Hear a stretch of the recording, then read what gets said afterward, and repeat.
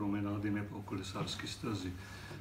Kolesarska steza je bila začasna rešitev z nadaljevanjem projektov.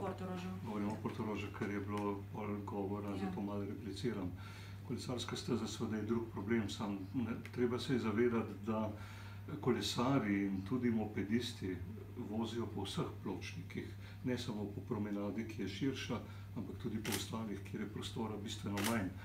Namerno pa ni bila označena kolesarska steza na način, kot se ga označuje, ravno zato, da ne bi mislili kolesarji, da imajo prednost pred pešci. Sicer pa je predvidena kolesarska steza na drugi lokaciji in na ta način smo samo označili možnost kot začasno rešitev. Zdaj, za garažne hiše me sprašujete.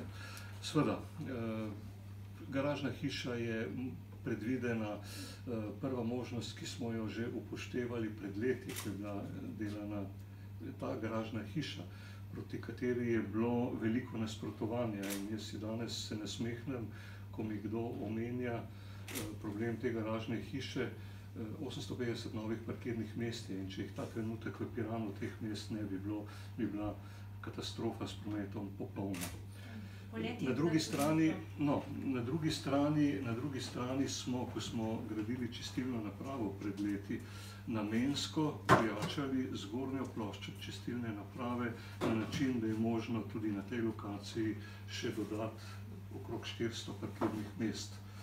Potem pa je seveda lokacija, ki je bolj všečna tudi Pirančanom, je na avtobusni postaji, kjer je bivša bencinska črpalka.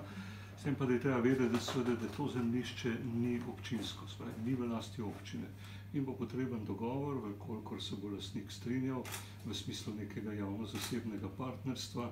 Verjamem pa, da potem tudi za potrebnim subvencioniranjem cene, ki pač, kolikor bo ekonomska, si Pirančani teh parkirnih mest ne bodo mogli privoščiti. Zagovarjate morda tudi odkup te že zgrajene garažne hiše na Fornačah, bi to spremenilo? Ne, jaz ga ne zagovarjam. Glejte, odkup, vrednost takšne garažne hiše bi bila 6 do 7 milijonov. In mislim, da teh parkirnih mest nam ne bo nihče odnesel. V tistem trenutku, ko bo tudi še konkurenčna garažna hiša postavljena, kjer pa je lahko delež občine pomemben, bo vplivala tudi na cenovno politiko druge garažne hiše. Da bi pa danes dali 7 milijonov za enako število parkirnih mest, bi bila po mojem mnenju neumnost. Ta denar je boljše vložiti v nova parkirna mesta in v novo garažno hišo. Vi tudi, če že govorimo o 7 milijonov, vi tudi mislite,